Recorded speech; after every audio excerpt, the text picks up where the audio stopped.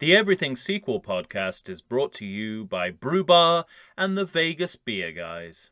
Mike and Tom are washing their mouths out with soap because the Everything Sequel podcast contains explicit language.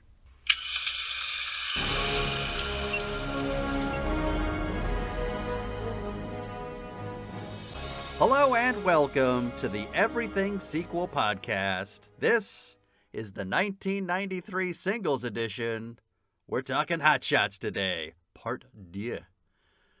Michael Shantz here of the How Dare You Awards, talking to you from Pacific Beach. Joining me, Rambo himself, Tom Stewart of Lonesome Whistle Productions, coming to us from Chula Vista. Say hello, Tom. Every time I give an order, it gets screwed up. Plan a reception, wrong hors d'oeuvres. Appoint an ambassador, he leaves the country. Oh, that's good. I can't think of another character in film whose dialogue is more dense with jokes than Tug Benson. Yeah. Yes. I mean, the only person who comes close that I can think of is Rodney Dangerfield in Caddyshack. Yeah, right. And maybe the frequency is comparable, but in terms of hit rate and the variety of humor, Tug Benson wins outright. Like, yeah, absolutely. I mean, with Rodney Dangerfield, it almost feels like Tourette's. Well, and it's funny but with because Tug Benson, it's so like it's in the best possible way scripted. Like it's like nothing is an accident. No, yeah. It's from writing to performance, everything is purposeful. Yeah. I very much enjoyed working on the Lloyd Bridges voice. I have a warm-up line that I do to get into Lloyd Bridges. It's Mickey Mandelbaum from Seinfeld. Oh, you think you're better than me? You think you're better it's than me? It's go time. It's all you got to do is say it's go time. It's go time. Oh, that's great. Well, the last great Seinfeld episode, The English Patient. It was all downhill after that, sadly. Downhill for Seinfeld is not downhill for any other show, but all right, they never hit that high again. I don't think. I'd have to go back. So much judgment from you. Why is that? So is that judgment? We always have to talk about everything you think's not quite so good. What, like a season and a half of Seinfeld after fucking 7.5 years of pure gold? I think that's pretty generous an assessment, is it not? All right, fine. But today, of course, we're talking Hot Shots Part 2. And again, a 1993 movie. This came out May 21st of 1993. And very close, by the way. 56% on Rotten Tomatoes for this movie. We talked about Wayne's World had 60. So I guess Wayne's World officially fresh. This one almost fresh.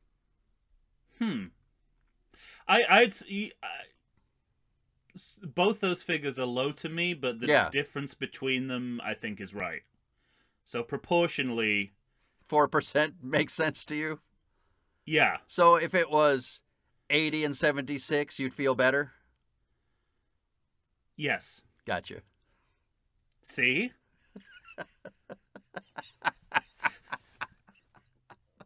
See? See? I can reward. Well, and I was just thinking about this because, I mean, you opened with Tug Benson, his line. Well, let's talk about, this movie's directed by Jim Abrahams. Yes. So we, of course, know Jim Abrahams, or I hope people do, from Airplane and Top Secret.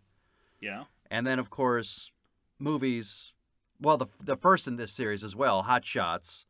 And then maybe some movies people don't know, Ruthless People, Big Business, Welcome Home, Roxy Carmichael.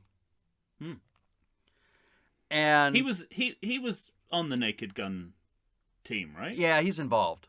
Yeah, okay. But you can, that seems so evident when you watch this movie. Yeah. Because a blueprint appears for this movie, and the blueprint is kind of a Naked Gun blueprint in terms of, the opening scene. Let's say you can sub the Queen, you can sub Saddam for the Queen. Yeah. Oh, I was gonna say, like, one of my first notes is about how much Jim Abrams loves celebrity impersonators. Yeah, right. Because we're about 10 minutes into the film and we've had 6 political lookalikes. I mean, that's got to be a record. Right. Well, and this movie comes kind of right in the middle between, because Naked Gun 2.5 is 91, 33 1/3, I believe, is 94. And so you have this movie right in puts between. It in perspective. Yeah.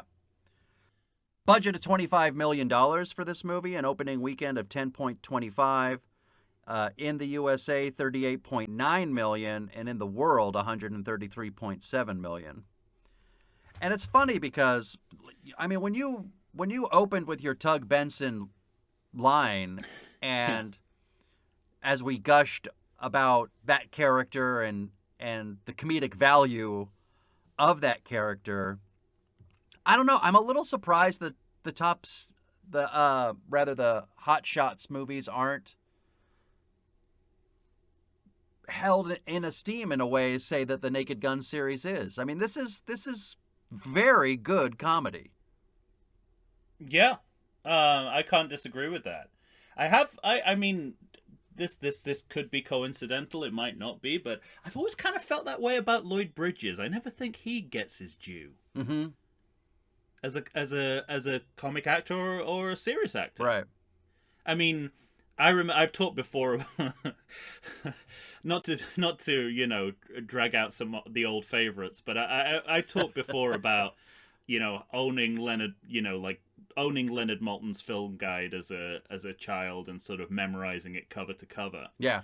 And I always remember to this day turning to the back and being eternally disappointed that Lloyd Bridges wasn't one of the actors that was listed. Oh wow. And I'd only seen Hot Shots at that point, so I thought, well, maybe he's this guy who just did Hot Shots. And then, I start to watch... Oh, no, yeah. Then I start to watch older movies. I put on High Noon. Right. Okay. It's like, okay, I think he needs to be in there, Leonard. Yeah. He's in High Noon. Right. That's enough. Yeah. Right there. Just that. Not to mention Airplane and, it's just... It's kind of strange, and a lot of this movie is overlooked. A lot of what's done in this movie is overlooked. Mm-hmm. And wrongly, and I'm not even really talking about the quality of the movie. I don't think this should be necessarily that much better regarded than it is, but I absolutely think that that I see the roots of so much in comedy of the last 30 years here. Yeah. Like, it's tempting to see it as a relic of another era, but it's actually the beginning of a new era in comedy.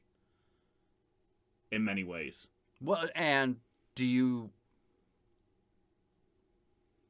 consider the Naked Gun series the beginning as well, or the end of something else?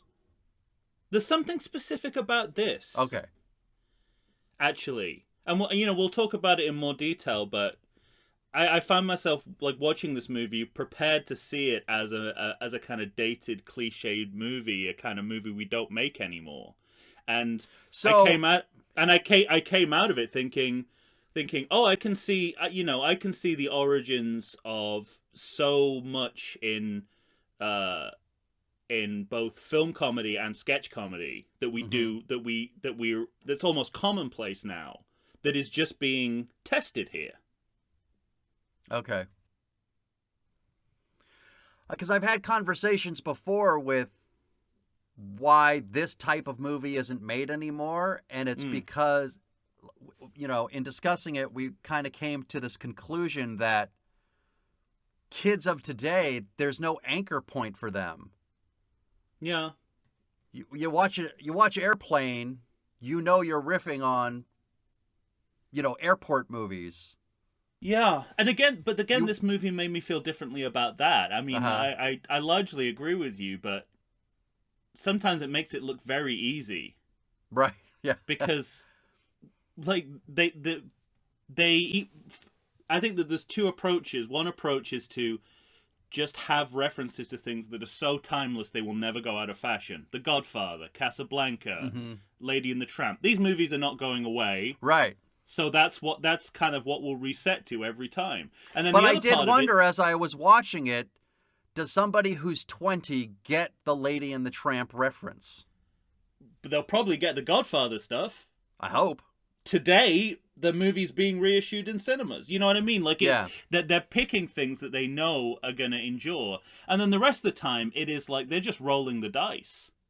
Mm-hmm. And they're kind of, sure, maybe people don't know what the Duracell bunny is, but we've still got Rambo and Terminator movies. Yeah.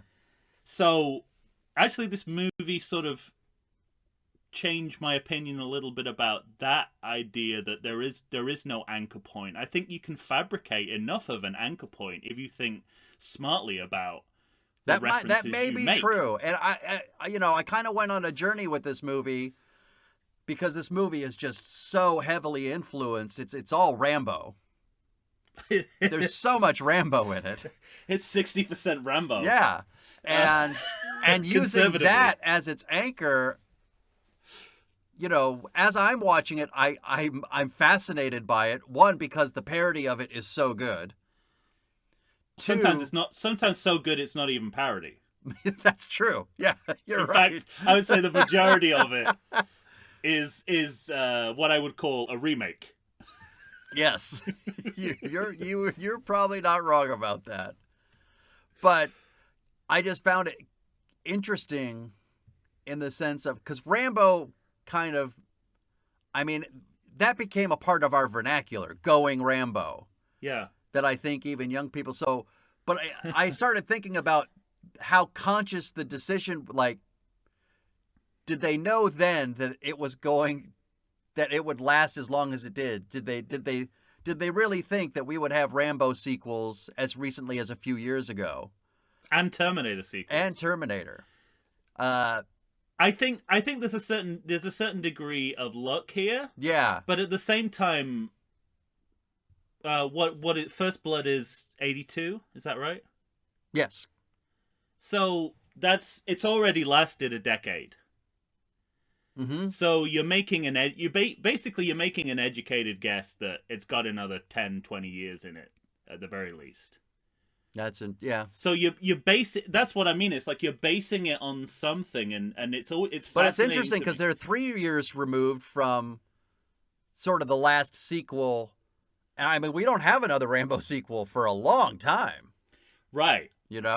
But they've waited. You're outside of another decade until another Rambo sequel comes. I think, and there's that 4 to 7 year rule, which the Abrams and the Zuckers. Yeah, right. And Mike Myers seem to have kind of agreed on as this period of time in which you can start parodying movies and it doesn't just look like... It's been a long enough time, right. Like you're just exploiting whatever happens to be in the zeitgeist. Mm-hmm. And this is working for them again. Rambo 3 is what, 86? 88. 88? Okay. Well, you within that 4 to 7. Yeah. I think if you go, I have no hard and fast statistics to prove this, but I think if you go outside that 4 to 7, the joke doesn't work as well. Right. I think that is exactly the amount of time you need to wait before you start parodying a movie. Well, let's, what do you think about that Saddam opening scene? I wrote it's a physical comedy extravaganza. That's a really good way. Definitely. Listen. I mean, this is this movie has a Russian doll level of production value. So I actually have a lot to say about pretty much every scene because it really feels like they've gone to town on everything on the mise en scène, on everything you see and hear. I mean, right from the beginning. I mean, my first thought was, is this the Fox logo in 1993? This looks like it's from about 1978. And was that purposeful to make you think you're going to watch, like, a legitimate thriller? Mm-hmm. Because you're not getting comedy music to start this movie. You right. You are ready to watch Patriot Games, right? That's that movie. The movie and the logo is setting you up to watch a not very good Harrison Ford thriller. Like, you know what I mean? It's like, and then we have, you know, the first comic masterstroke of the movie, which is an opening crawl that makes fun of the modern movie tendency to put lengthy on-screen text on, as well as the kind of the contemporary version of that, which is this word processing typeface effect. Right, yeah. And the movie sends up both perfectly. Yeah. And the Saddam Hussein stuff is really interesting. I mean, interesting, again, in so many ways to me. Like, you can absolutely see it in the tradition of Mel Brooks and what he did with the producers, and to sort of comicalize and bring down dictators, right? You know, through comedy. But it's a little different because America's just been through the Iraq War. Correct. What Mike Myers in Wayne's World describes as a limited skirmish. And, you know, right. And Bill Hicks says it's not a war, it's a weapons test. Fair enough. Okay, this wasn't Vietnam. No, yeah. But this is so close to the event itself. It makes me wonder, like, what's the purpose of bringing down Saddam now versus, you know, I don't know, like 10, 15 years after he's defeated. You know what I mean? Like, there's something different going on here. Mm-hmm. Not saying it's quite propaganda, but it's, I don't know, it's triumphalist. Yeah, I mean, but it's in that vein, isn't it? And it's interesting because you also have, it is still rah-rah America. Because we were still rah-rah America at the time. Especially during that Iraq War. Very rah-rah America. And so watching it today, it's interesting because this country is not held in the same esteem that it was at the same time globally. I thought the same at certain points, and then at other points I thought, this movie actually understands that it's a bad thing for movies to be glorifying war. Yes. That's my favorite thing about this movie. War, it's fantastic. Yes, exactly. I mean, and that's Miguel Ferrer. And exactly. Right. And you know, we've talked before about the secret to these movies is that you cast the person who would be in the series version of this movie. Yes, exactly. Right. But not only that, Miguel Ferrer is in Another Stakeout in a non-comedic role. Exactly. So we don't even have to look further than our own series here. So in the exact same year, he's playing the serious role in another sequel, which is fantastic. The rah-rah America of it didn't bother me as much as the kind of anti-trans, anti-women humor. That is like right. I mean, it's throughout the movie, but it's right. But you know, the way in which we make fun of Saddam is putting him in a dress, you know, putting him in women's clothes and making him seem like a housewife. All seemed fair game at the time. And that's disturbing. I mean, that's disturbing, and because these are the same exact things we were talking about for the Naked Gun series. Same exact time frame too. Yeah. And weirdly enough, you know, I was expecting more Islamophobia, but that wasn't, you know, that wasn't the same. That wasn't like anti. I understand what you're saying. Anti-Middle East. Middle East, right? Yes, and I obviously, you know, they're playing off the absurdity of the East-West culture clash. You know, he has a home security sign on his lawn. He's got curled Arabic slippers, but right. But it's not playing the racial part of that. It's playing the culture clash version of that. Mm-hmm. So I had less of a problem with that than I was expecting to. Yeah, because when he gets into his slippers, I'm thinking about the Iron Sheik from the WWF. Oh, well, I didn't have that. know? You know, if I didn't have that perspective, but I wasn't. I certainly wasn't as offended. And the other kind of big note I made, which is what I mean about this movie, I think being a testing ground for the way that American film comedy will develop over the next few years, is when he dust busts his penis. Right. Yes, I thought the same thing. Yes. And I had, so, because, you know, my first thought was like, we're not playing the satirical element of this. We're going for like a lighter kind of, you know, we're just poking fun at dictators kind of feel to it. It's like we're not thinking politically. Right, but there's many different levels to this one joke of the Dustbuster because right. And you know, the Dustbuster shows up in other sequels. It's in the Back to the Future series. That's true. So I also want to point out that we're 2 movies into the series, and now twice I've seen an ersatz testicle dropping gag. Which is one of the great things about doing a year in isolation. Yeah, right. It's like some, you know, 1993 comedies, sometimes they're just what they are. Yes, exactly. They've got their own rules. But the first thing it made me think was like, oh, this is something as like nasty and gross out as you would see in a Farrelly Brothers movie a few years later, or even South Park. Right. It did feel very South Park. Like, well, I mean, I think to me that's a bigger note of, you know, this Team America doesn't exist without this movie. Mm-hmm. That's it. Yeah, that's interesting.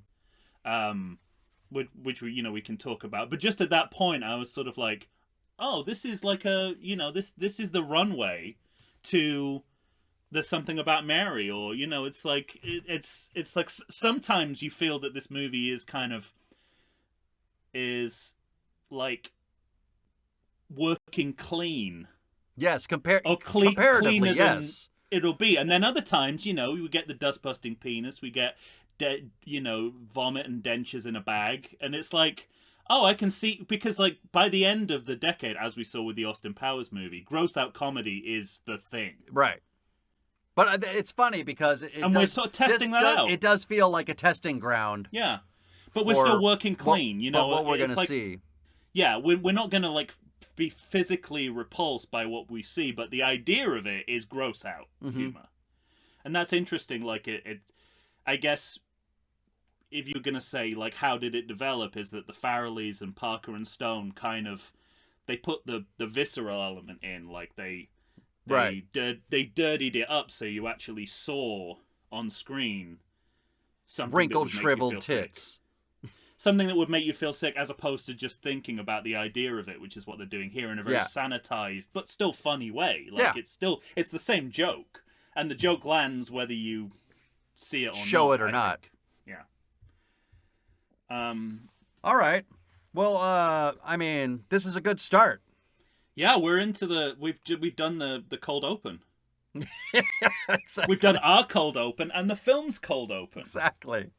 Well, let's take a break and then we'll come back. Because there's something else at the beginning of this movie that just set me off.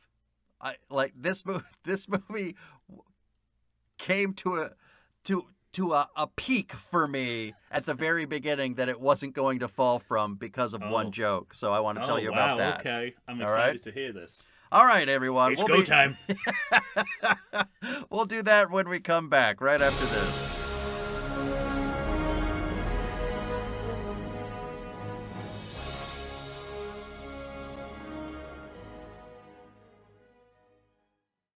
If you're anything like me, you spend the majority of the day wondering whether you want coffee, beer, or wine. Whichever way you fall, Brew Bar has you covered. Located in the heart of 3rd Avenue Village in glorious downtown Chula Vista, California, which is also my neck of the woods, Brew Bar is a coffee shop, bar, and eatery rolled into one delightful package. Tim and Alex run the place, and let me tell you, listeners, these guys know their coffee. And after you've been in their company, so will you. They turned me on to pour over, and it's literally all I drink now. If for some crazy reason you don't want to try the best coffee in the world, they've got espresso drinks, all kinds of teas, and even coffee cocktails. You heard me? Coffee tails. And we're just getting started. Bottle service on craft beer and wine, alcoholic and caffeinated potions, an all-day food menu with plenty of vegan options. All served up in an atmosphere hip enough to know you're getting the best quality, but not too hip that you feel the need to drive to 7-Eleven and get a bucket of brown swill. Brew Bar. It's the best place to be for beer, wine, coffee and tea. And if you go, you might even see me. And we're back. Tom and I are here discussing the Jim Abrahams Hot Shots Part Deux. I wonder if... I'm a little surprised that as big a hit as the first movie was, that this movie only got $38.9 million in the USA. That's a little surprising to me. It's almost... And it's got to be what maybe stopped the series, right? I mean, it's still a profit, but... Yeah, it's got to be what stopped the series. And a huge profit worldwide, but... I have a theory about that. Uh-huh. And I think the movie is almost too on the nose about its sequel fatigue. Oh, wow. They make so much of it in the movie, I think it rubs off on the viewer a little bit. Which is... That's interesting. Which is... It didn't rub off on me, though. No, not that... No, and, just that... But I also have just to like, admit, because I have not seen this movie in a long, long Yeah. time. I don't think of it... But I don't go back to it like I would the first Airplane or the Naked Gun series. I think it's too successful in questioning the value of an extraneous sequel that some of that rubs Right. off on the audience. I don't think it's a bad thing at all. I think it makes it a more intelligent movie. Yeah. But the kind it's the kind of movies that they're spoofing are, you know, series that perhaps shouldn't have run as long as they did, or at least that's what most people think, except us, Sure. of course, because it's our bread and butter. But We're fine with it. so I do wonder whether some of that just kind of was absorbed by the audience, and they thought it was a less good film than it was. Maybe. I mean, speaking of intelligence, there is a bit at the beginning of this movie Okay, I want to know desperately what you think. when Tug Benson has his shovel and he starts... I mean, it's good enough that he's knocking around Carter and Reagan and Nixon, but the best part is that nothing ever touches Ford, who comedically was, you know, sent Yeah, up by Chevy that's Chase right. as being the stumbler, Yeah. who just falls. It just falls in To of me- himself. Yes. To me, that is the most sublime bit. This movie, I think, shot to the top of my list immediately in that Oh, great. moment. I watched it like 4 times. I howled with laughter every Yeah. single time, because when Ford falls down, he kind of starts sitting and then rolls back. It's so fucking great. Oh, Do you know what I think? I mean, what you're talking about is like, you know, it's great subjectively for you for that reason, but you know what I think makes that scene objectively great? well, Is that is one of a handful of jokes that you get within yes, one right. frame of Mhm. film. That whole Also, I I think it's a marvel of filmmaking too. It's shot It is. perfect.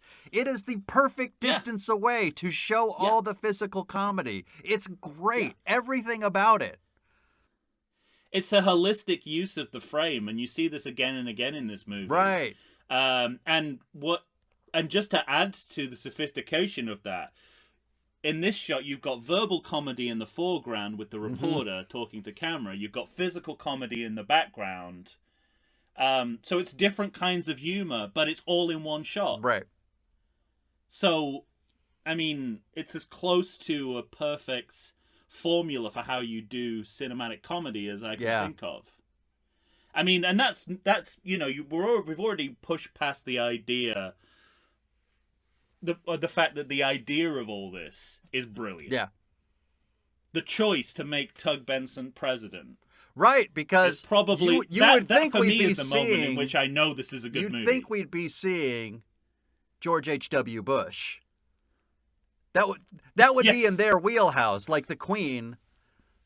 well, in yeah, the Naked- not just in their wheelhouse, in Yeah, their right. movies. Naked Gun You're 2 and a right. half, yeah. They could have hired Literally the does same that. actor.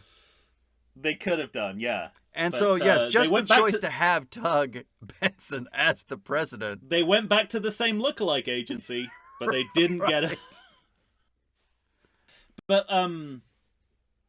I thought this was, this basically secured this movie's place in film comedy history just by making Tug Benson president.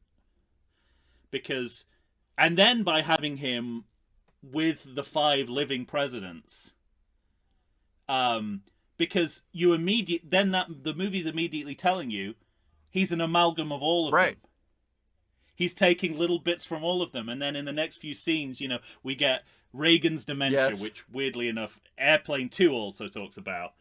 Like him not Right. recognizing his wife, which is something that really fucking Yes, I know. happened in the Reagan administration. He didn't recognize Nancy Well, the when he had bad amazing part of dementia. that is because Airplane 2, as we know, an 82 sequel, that's the beginning of Yes. the man's presidency. Yeah, you know? I know. And so he's got elements of all of them, but because presidents will always be with us, and presidents will have become even more comic in nature through the Bush and Trump presidencies, and now the Biden presidency. The joke takes on a new life when you watch it with like 4 or 5 more presidents to work from. And I hate to say it, Tug Benson is very Joe Biden. He's very Joe. When you live in the middle of the so Biden, when you see, I thought when the you same see- thing. I had so many Joe vibes that it really started to both warm and worry my heart. Exactly. But when you reread Tug Benson through the Bush administration, through the Trump administration, and now Biden, it's, I don't know, exponentially more funny. Yeah. And that's why I think it's like, it's not even what they're literally sending up from political history in the movie. It's the fact that they've made a choice that allows this joke to endure decades beyond when the film was Absolutely. made. I mean, I don't know. Is that luck? I don't think so. I think that is like, that's just a good choice and a starting point from which, as you said with that great gag, you can't really, by that point you can't fail. Right. You've secured Certainly your place not in for history. me. And then, I think the other thing that this movie has is we've already registered it, is the talk about war. War, it's great. Yeah. When you have lines like, yeah, that'll satisfy my male cravings to kill and win. that whole through line, the runner of those jokes that are through the entire movie, for me, take this movie to a whole other level. I loved rewatching Wayne's World 2, and don't know what my problem was when I first saw it, being disappointed by it. But even when I watched it this time, the falling. I've always said you hate too much, Mike. I know, right? Come on, you really thought I would let you off the hook That's after the way bizarre. you started this podcast? But I can talk about because I completely forgot that Kim Basinger was in Wayne's World 2, and so when the whole noir thing comes up, I'm in love with it, but I'm also a little disappointed that they didn't keep going with that bit.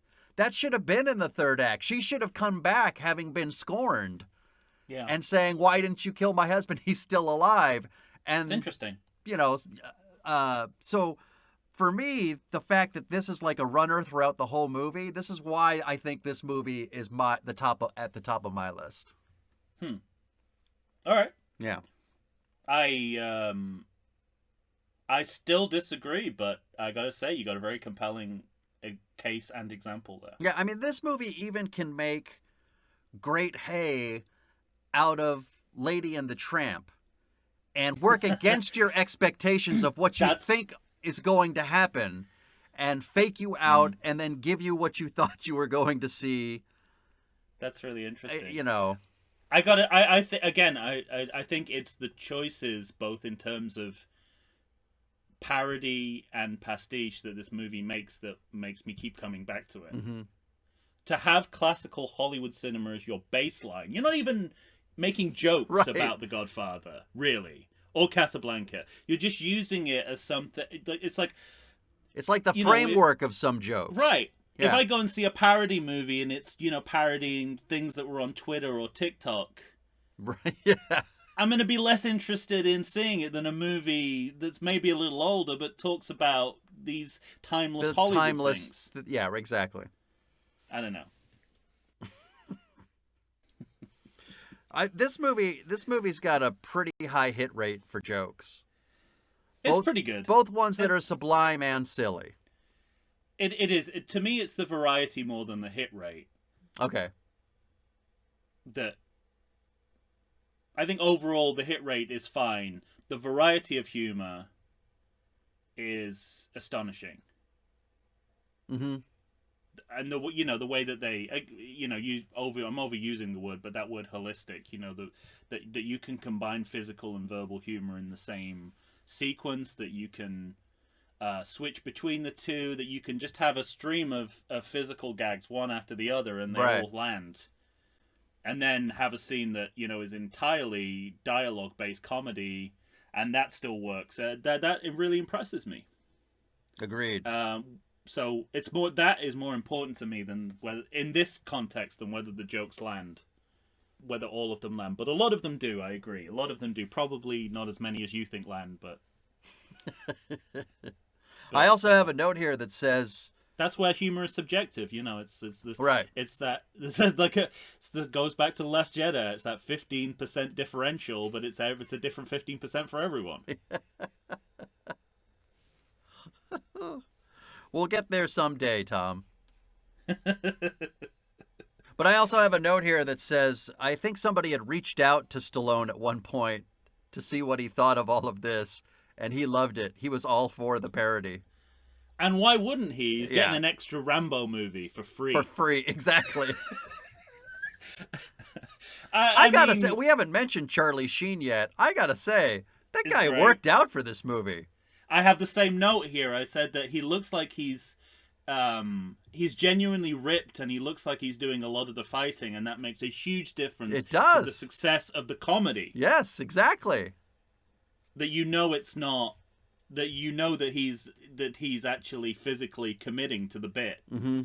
And we mentioned this in our ranking episode, but I think this movie is also helped by we said you don't actually have Stallone, but when you have Charlie Sheen looking almost exactly like Stallone, and then you have the actual Richard Crenna, it just raises everything. I should probably reveal here that this is the other performance in this movie that I think is a genre best. Oh yeah, it's top notch. It's like we talked about getting the real actor that would be in the serious movie, and they got the actual actor. They got the actual and he's basically doing the same things that he does in Rambo 3, and yet for comedic parody or for the sake of comedy. And to me, that's amazing. Like, what a performance. I love it. I got so many things to say about this, because at this moment in the movie, you realize that the film exists in a limbo between parody and pastiche, right? Mm-hmm. There's a general parody of these kinds of films. And at this point in the movie, that gives way to a pastiche of a specific movie. Right, because And then the I rest was just of going to say the the same rest thing. of the rest of the film, it bat and balls between those two. Because if and you're it not never paying leaves the attention, limbo. you're going to miss that he does Kevin McAllister. He doesn't, I don't think so. Yeah. That actually might be from Uncle Buck. I don't, but Because we're doing, but it's a basically Macaulay we're Culkin. doing shot for shot Rambo 3 at this point. Right. And just to illustrate how shot for shot it is, you go on YouTube, someone has matched Richard Crenna from Hot Shots Part 2 with Stallone from Rambo 3. And it matches perfectly. Oh. But we've done Rambo 3 on this podcast. Correct. And I have to say, I saw Hot Shots Part 2 before Rambo 3. And I realized I was thinking of This movie? this version. Because remember I said, I kept saying, oh, it's a nunchuck fight. And you were like, no, it's not a nunchuck fight. This is a nunchuck fight. Yeah, right. This is what I was thinking This of. is what you were thinking And I tell you of. what, That's I amazing. absolutely cannot unsee from Rambo 3 because of this movie. It's when he puts his fists in the toppings. In the toppings, and yeah. there's a bowl of M&Ms. I will never unsee that. In Rambo 3, it's and it's amazing. It just adds a whole new level to this sequence because you have there are you have lots of- Crenna and then a CIA woman in this movie, but yeah. you have them like walking in the background of the crowd exactly like Rambo 3. Like shot for shot, exactly how it happens. But around them are a series of like gags, making it out that this is an American stadium sports event, and it's like you can put as many of them in there as you want. This is still Richard Crenna, the guy who did this for real, Right. appearing at exactly the same point in the fight that he did in Rambo 3. Followed by the scene with him working with monks, exactly like Rambo 3. Exactly as it appears in the movie. But I actually thought, given what we said about how Rambo 3 was a comicalized version of the Rambo formula, Yes. it's interesting that it's kind of ironic that Crenna is comicalizing a performance that was already comicalized when he did it in Rambo 3. So it's like, which is the more serious version of this? Yeah. And that's what it was. It was Crenna himself who contacted Stallone to say, "Are you okay with this?" And he said, "Oh yeah, go for it." That's what it was. I have the same note about the temple building. Put as many Americanized extras in there as you like. This is so close to the real thing. It's genuinely eerie. Well, and I think a lesser movie would have had Topper Harley's character say, "Okay, I'll go with you," but he says no, just like Rambo does in Rambo 3. It's fucking great. It's and that really matters as well for the for the argument that this is a sequel parody specifically. Yeah. Because they're playing all the It gave me the same vibes that we talked about when we watched Gremlins 2. Yeah. And there was something else, there've been other sequel parodies that we've talked about. Like it structurally imitates a sequel screenplay. Mm-hmm. Because in like any other in any other movie he would just go along with it. Well, if you weren't trying to sort of play all the notes that you would get in these kind of continuing story sequels. And we have another. I mean, stylistically, this movie loves the visual gag in the background. Oh yeah, it's like you just use all the frame at all times. We have a dancing dog. We have a bodybuilder. Right. And it's at this point that I realized, like, I'm trying to think of what the equivalent of what Richard Crenna is doing in this movie, and the only other example I can think of is Marlon Brando in The Freshman. That's funny. I was recently watching The Freshman. Yeah. Because it's a particular kind of performance where you reenact a dramatic role, and you don't play it any differently. Right, you play it exactly the same. You play it totally straight as you did it, but what's around you is is the movie does the comedy for you, Right. and you just perform like you always have. It's just fascinating. Mm-hmm. Like it's such a rare kind of, but it depends upon. You get elements of that for De Niro and the analyze this and that. Yeah, but it's he played doesn't know how to do comedy though. Played so a little bit more towards comedy. But Robert De Niro's acting with his "I'm in a comedy" face. That's the problem. Actually, where it's great is Midnight Run. Yeah, that's where he's playing something dramatic, but it's it works as comedy.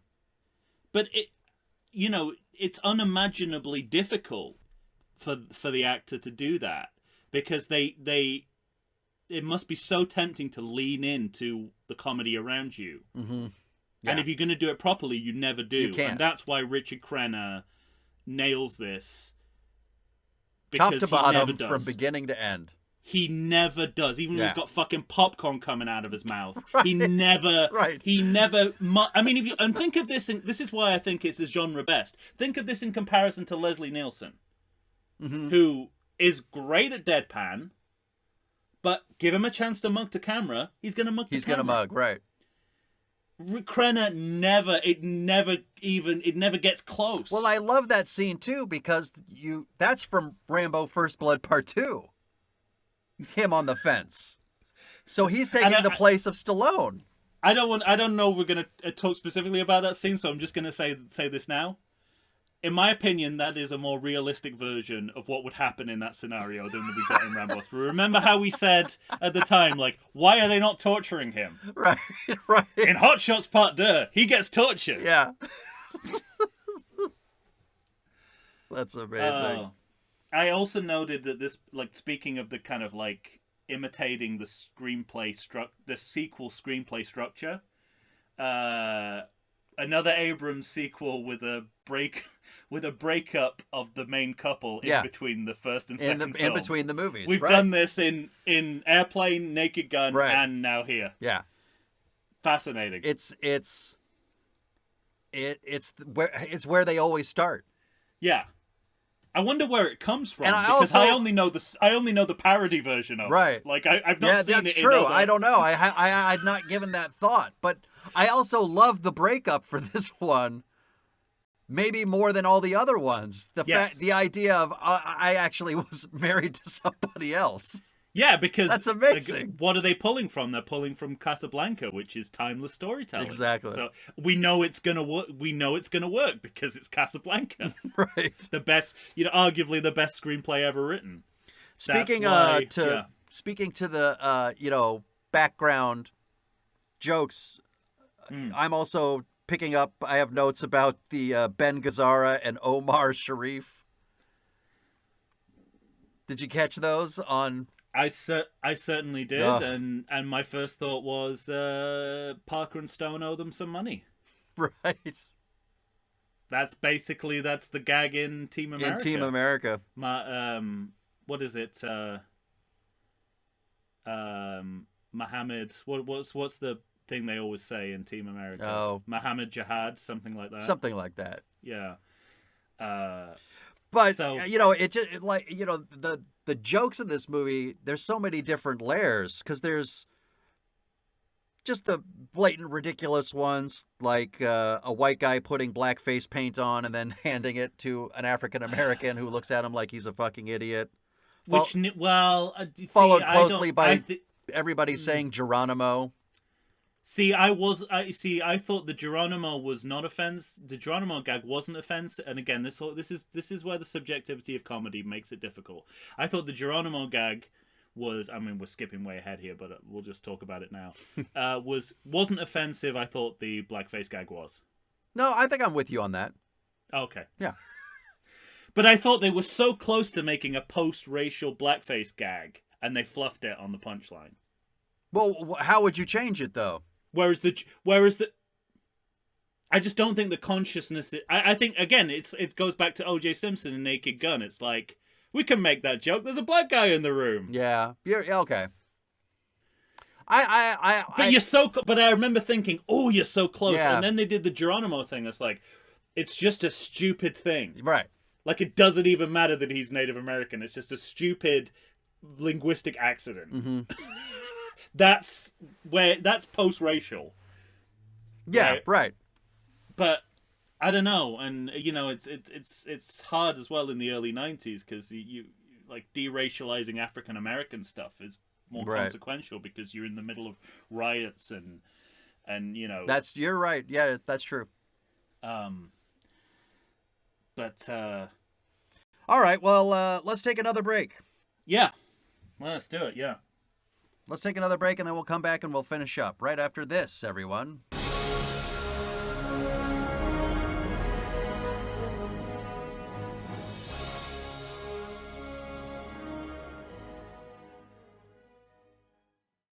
I like to think I know something about beer, but nowadays even I get overwhelmed when confronted by the exhaustive selection of craft beers they have at bars, breweries, and even grocery stores.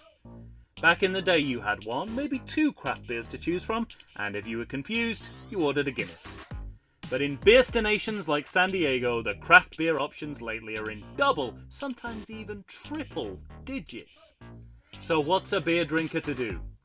You need what I need, the Vegas Beer Guys. Your beer of choice should be a perfect blend of malt and hops. And so a live show about beer needs that same balance. And the Vegas Beer Guys matches beer expert Dan Aker with self-proclaimed beer novice Stephen J. Weiss. The results are eminently drinkable. They're on Facebook, they're on Instagram. They'll try new beers, they'll tell you about beer. Think of them as your beer Sherpas guiding you up a foamy-headed mountain to reach the peak of your pint. God, I need a beer.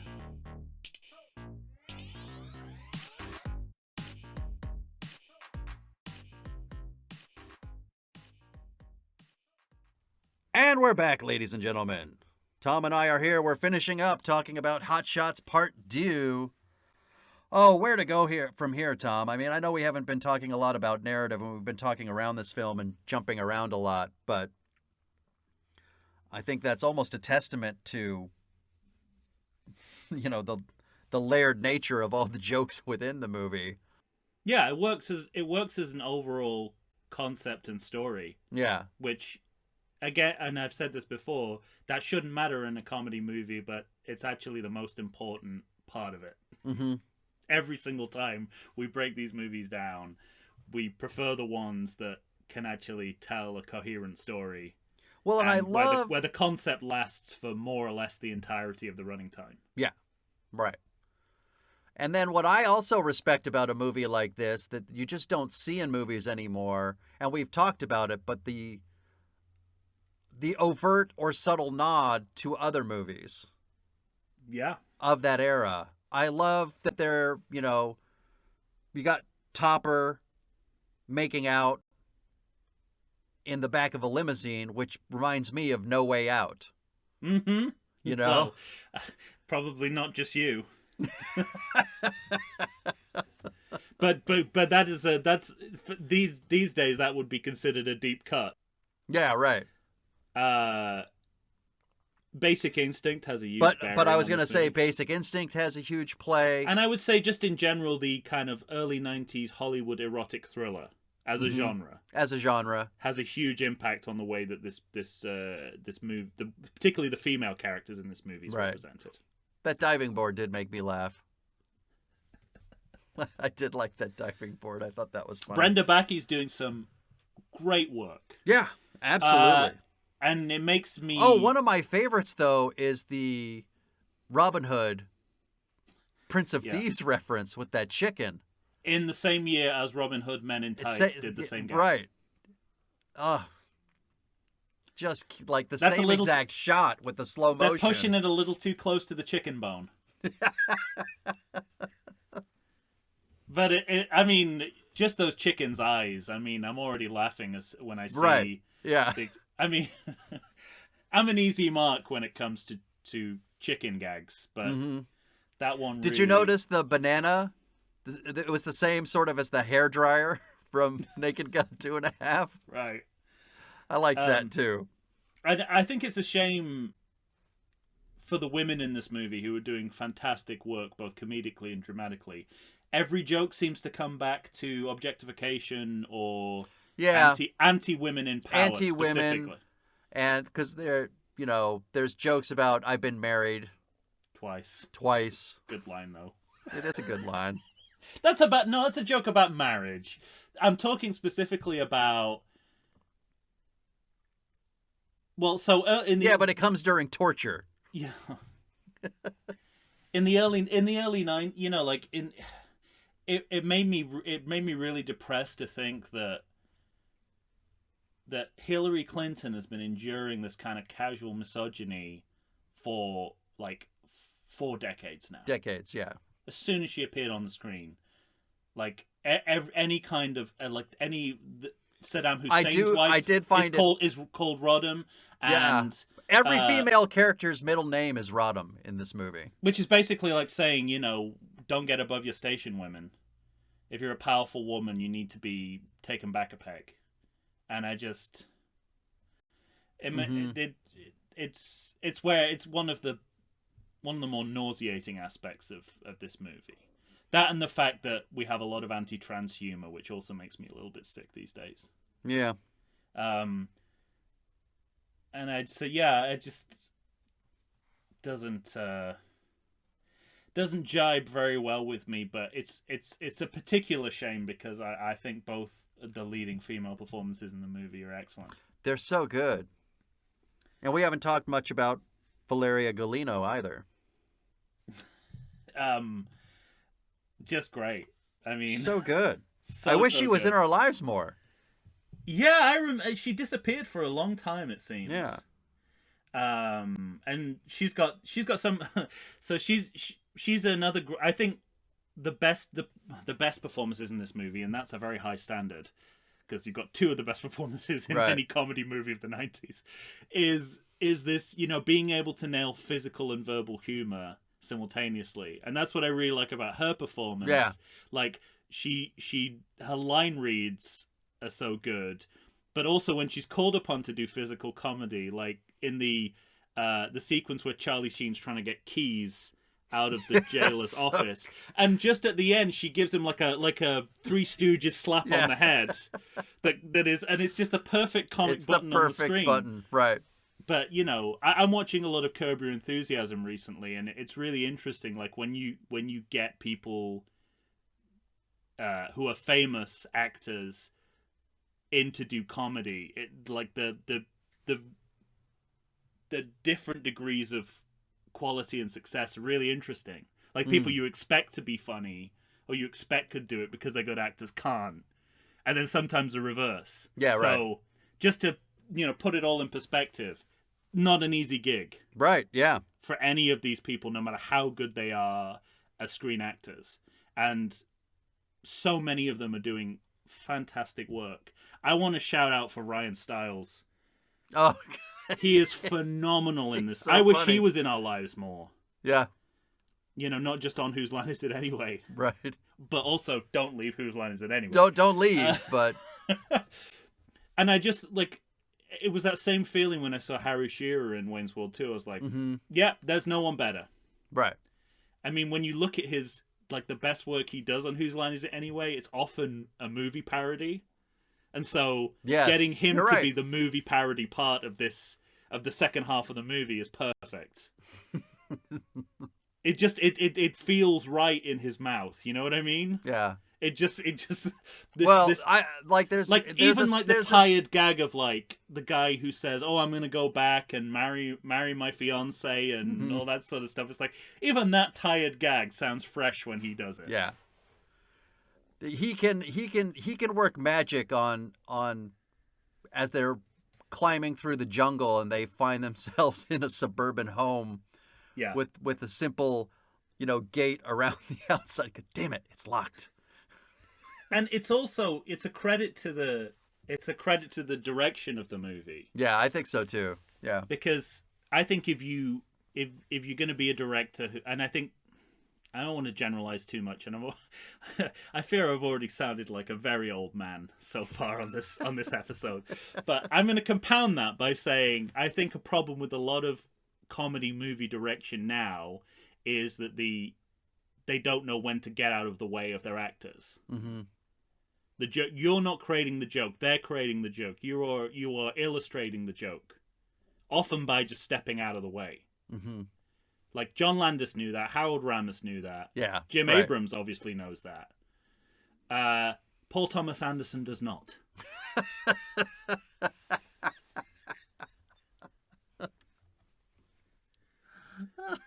Shit. Get off your actor's feet, Paul Thomas Anderson, if you claim to make a comedy. You heard it here first. We're never going to do that movie, Licorice Pizza, so I feel safe in saying that now.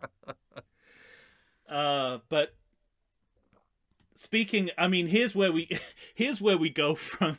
We're kind of going backwards through the Rambo movies, because at this point, we're basically recreating Rambo First Blood Part 2, shot for shot. Having done Rambo 3. Grabbing snakes in the jungle. Yeah. Which again, I think is part of my part of why I always feel like Rambo 3 comes before Rambo First Blood Part 2 in my head is this movie. That's all your confusion during the Rambo series we have traced back. That's great. And there's a great meta joke in here when Charlie and Martin Sheen pass each other. Oh yeah.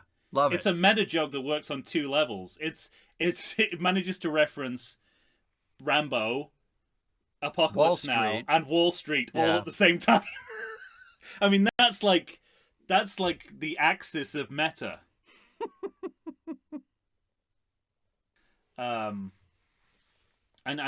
This is where you have Ramada say it's a sequel. I had to come, or is it Charlie Sheen who says that?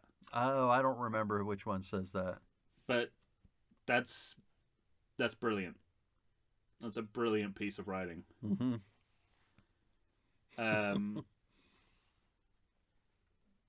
Also, and again, I have this feeling so much with this movie that this movie sometimes, you know, it's very overt and, you know, pure slapstick, very, very broad lowbrow comedy, and then there are moments when it can just nudge the dial on reality and make it funny. So the fact that Iraq is a jungle. Yeah, right. This desert country is a jungle. First of all, you're like, that's a hilarious sight gag. But as a satirical comment about American, like, going around the world, blowing up countries without knowing where they are. I mean, well, I was going to say, War, just be huge. Right, the idea of our ignorance. Yeah, it like so. And that's why it's so hot. Like all of Tug Benson's foreign policy blunders take on a new meaning in the post George W. Bush era, because we've seen this happen in reality. We know the truth is no different from this piece of comedy.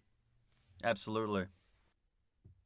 And I mean, I have a note here of I've got a list of four like very basic gags that are all lasting bits. Bad mustache, fishing, spyglass, ladies. I don't even know what ladies means, but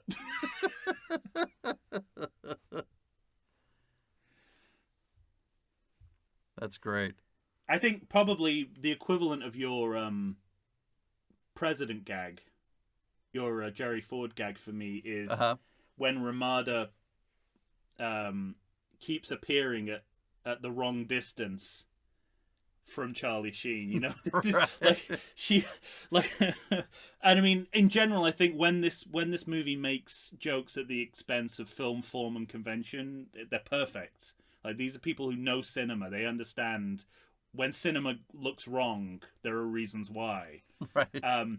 But for me personally, you know, just subjectively, there will never be a spatial displacement gag in a movie I won't laugh at. That's the reason that to this day I will watch Sideways, because it has two spatial displacement gags that put it above all the other kind of indie comedies of that period for me. Well, we still get, you know, as the story goes on, and we're you know, having to, by the way, we're rescuing Rowan Atkinson. It's fucking great. Who's billing in this movie Very high. very high. Yeah. And it must literally have been because Mr. Bean was taking off. Probably. Because he's in I love that minutes bit. of this I movie. love that bit though about his shoes being tied. Yes, And it's everybody very- who looks down at it and goes, "Oh God." But prior to like the discovery of him, I have the note when they attack the compound and assault the guards by tightening their neckties. right. I thought, like continuing on this theme of their inspiration to future comedians and comedy filmmakers. I thought this could be straight out of a Key and Peele sketch.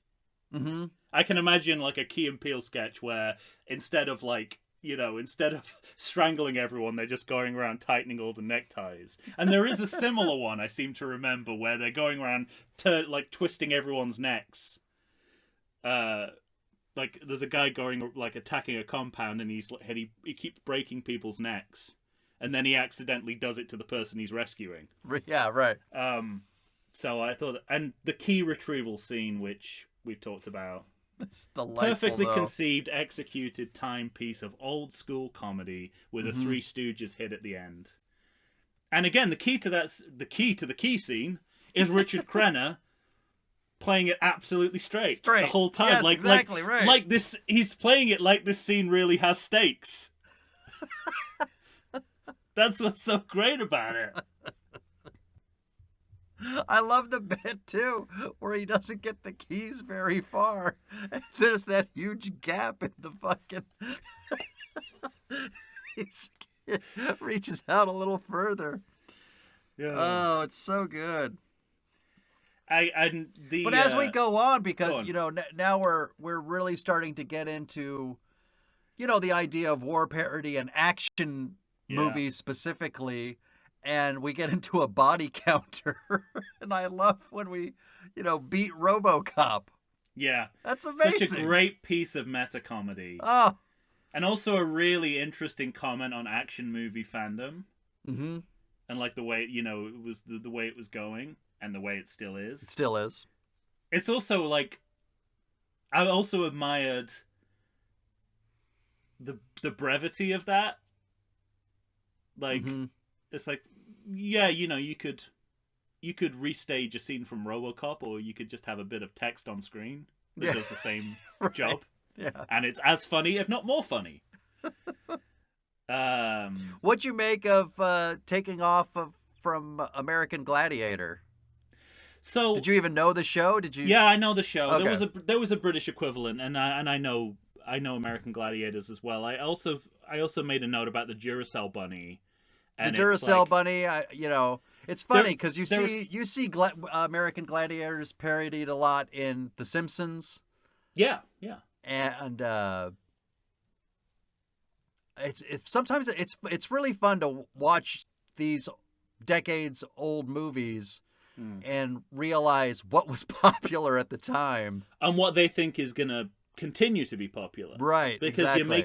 you're putting that bet down. Yeah.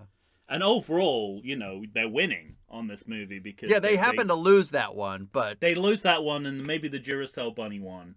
But I'm not sure that makes the joke any less funny.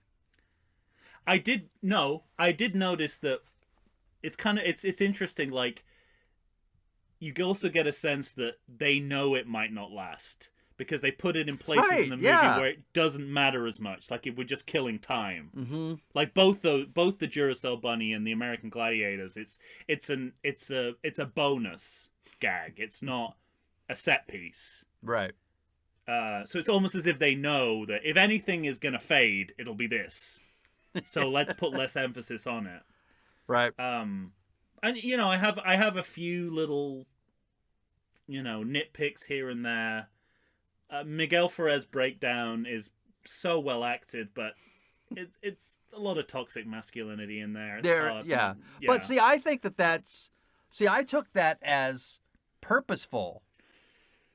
Not that part, the war part, the anti-war part. You can be anti-war and misogynist. True. But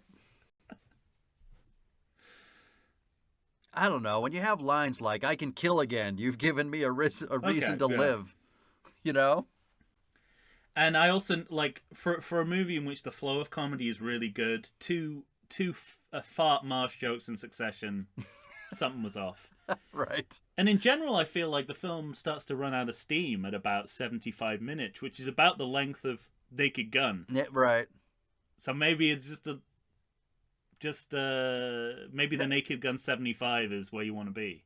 Does that 75-minute mark come before Tug Benson comes back in for his last fight? No, well, is that a big hit for you? Or do you think that that's treading water? I think there are hit and misses. Yeah. But... And again, I tried to see it in context as much as possible.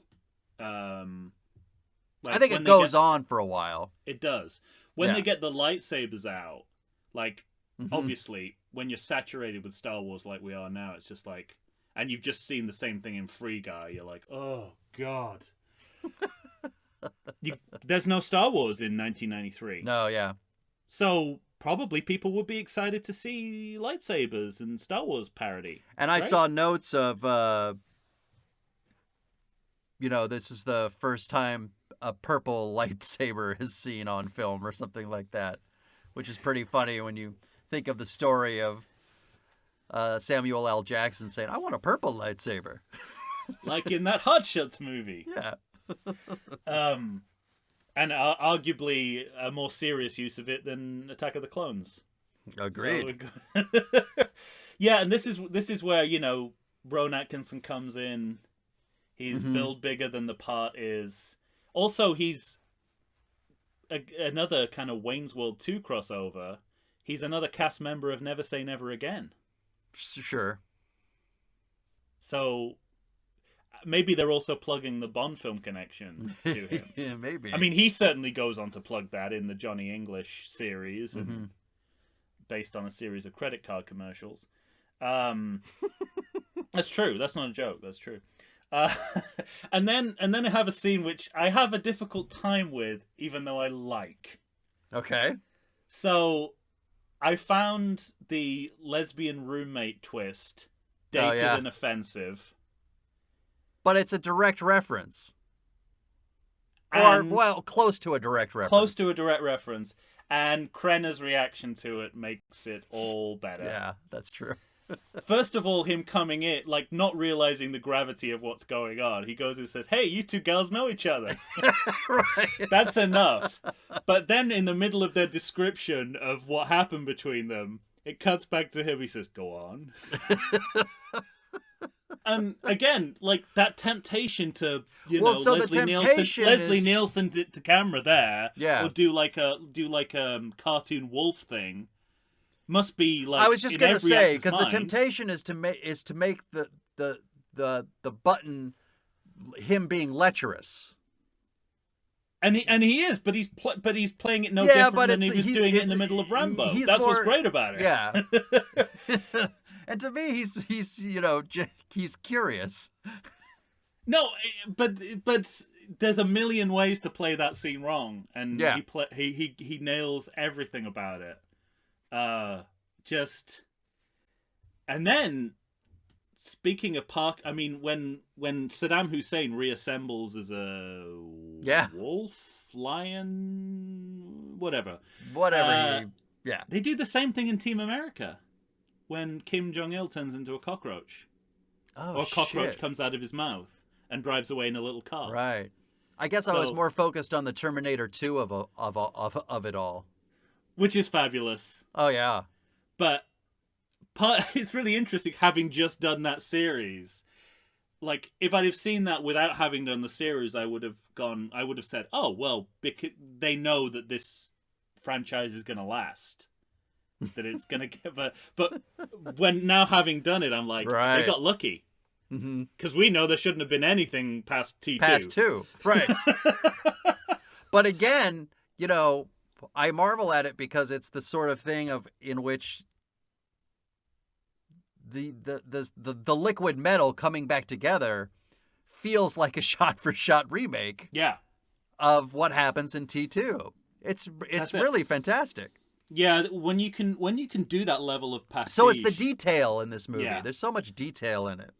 That's what always makes the difference, and both here and in Mike Myers movies, I think. Mm-hmm. That you feel like you're watching the real thing. Sometimes you are watching the real thing, but you always kind of feel like it. And I love the Casablanca inversion that the freedom fighter is a racist piece of shit media whore. That's great. And that it's Rowan Atkinson. Right.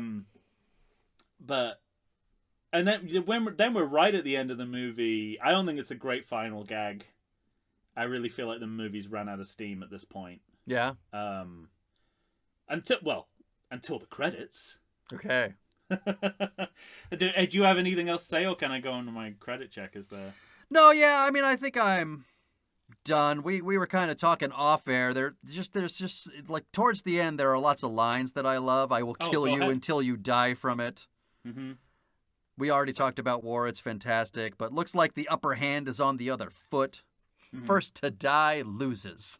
That's a great line. Yeah. I could love that line. I believe that's also preceded with him saying, "We'll do it the old Navy way." Yeah. First guy to die loses. Oh, it's so good. Which is both. But that's what I mean. Like every joke in this movie has multiple layers. You get it's like that's funny because it's a satirical joke. That's funny because he was in the Navy the last time we saw him, and that's funny because it doesn't make any sense. It's like it's every kind of humor you want, and Tug Benson is the platform for every kind of humor. For that kind of yeah. Like every kind of humor that exists in this movie all comes out of Tug Benson's mouth at some point. Well, tell us about the cast in order you should know their names. That's great. That's such a good joke. Well, I wanted to start off by asking you a question, actually, because... If I knew who the art director was, or who said, "You yanking my crank"? Did you get those questions? So, what does Don Milojevic do? Oh, you got your own credit check. We got we're dueling credit checks. Right. So my first credit check was so we used to, it's a convention of these series that we have fake/funny credits. Mm-hmm. And the kind of the device this time is the fun fact that keeps popping up.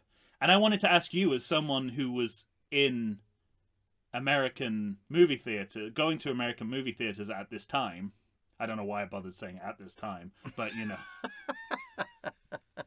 as if that still doesn't happen. But you know what I mean. Was having like trivia on screen before the movie? Was this starting around this time?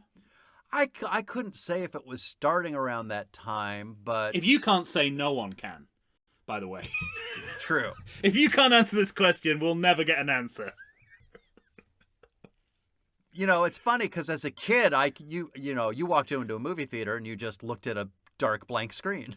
You know, right? Exactly. You just waited for the movie to come on. Now, but it's like and it's like 20 minutes of Maria Menounos now. Yeah, right. Newbie. But if I had to make a guess, the early 90s does sound like about the time when you started getting questions. Yeah. That tracks for me. Yeah, because you don't see... It's weird. You don't see it in other... I was just interested in the historicity of it. Yeah. I love that the credits drop spoilers for other movies. But that kind of assholery would be frowned upon today. Right. In the age of spoiler warnings, you would not get away with that shit. But I had the thought that maybe Marvel could weaponize this and drop spoilers for movies that are coming out at the same time as Avengers movies. Right. Of MCU movies. So no one goes to see them. Because everyone's waiting for the post-credit sting. Or I was going to say, you could ruin like 5 or 6 different movies You could And see then- who yeah. would stay and who wouldn't based on, you're going to include the post-credit scene, but you're also going to fuck people over by giving away something in another movie, which of course they would never do. But, I mean, I like that kind of subversive humor. Absolutely. Joss Whedon would do it. And then this was another sort of timeline thing that I wanted Who's to put in. Oprah? I guess that's in the movie. That Rowan Atkinson. No, doesn't he say like, "Who's that black chick?" Oh, I think Which is where I get said, the. "Who's Oprah?" No, No? he says, "Oh, who's that black chick?" Which is where I got the racist part of my characterization of that character from. Yeah. Yeah, who's Oprah? But at the very end of the credits, it says, this was filmed in front of a live studio audience. Which I think is interesting because most of the post-credit gags that you see make reference to the fact that people are watching it in a movie theater. Yes. But now it's 1993, they're making reference to the fact that people are watching it on TV. Like either on air or on VHS. Oh, yeah, right. Which I think is fascinating. Because you think of like Ferris Bueller, it's all like, go home. Mm-hmm. But here it's like, you are home. Yeah. That's great. Oh, that's fantastic. I fucking loved this movie. Yeah, I liked it a lot. I mean, I have my issues with it, but it's definitely a good movie. I have quibbles. And it's a good comedy. It's a good movie and it's a good comedy movie. Yeah. And it's like I said, Gerald Ford falling down, just. And even if I didn't enjoy it, I would have to concede it is an important comedy movie. Oh, there you go. And I didn't think that before I rewatched it. It's funny you say that because I never would have thought that. Because there's so much of this movie that I didn't remember. Yeah. It's been Team so long America since I'd wouldn't seen exist. it. Right. A lot of there's Farrelly influence Brothers from this movie. This movie has some tentacles reaching out comedy-wise. Well, ladies and gentlemen, that's it for Hot Shots Part 2. You're going to have to tell us what you think. Find us on Facebook, Instagram, or Twitter. Send us an email to everythingsequel@gmail.com. That's it. We'll be hearing us next time. We're going to be talking about Weekend at Bernie's 2. Weekend at Bernie's 2. I'm delighted to be able to talk about that movie. Yeah. I might watch it again. After all, I own it. I was going to say, there's no reason I can't watch it again before we talk about it. Because I paid an obscene amount of money for it. You're going to have to watch it twice as much as me to get the value of what you paid versus what I paid. A year from now, we're going to have to ask each other, how many times you watch Weekend at Bernie's 2 so far? Yeah. And if you say 2, I better say 4. That's right. That's right. All right, say goodbye, Tom. Topper, they didn't make you this fighting machine. They just cooked up the porridge and went for a walk. And you'll never stop running until you face your 3 bears. I forgot about his Goldilocks. Richard Crenna. And again, like, the number of times in that monologue you would feel totally justified to ham it up. Yeah. And he never does. It's great. To the point where that guy on YouTube can splice that with Rambo 3 and you would not know. That's amazing. All right, ladies and gentlemen. You won't have to wait long. Weekend at Bernie's 2 coming at you. Have a great day.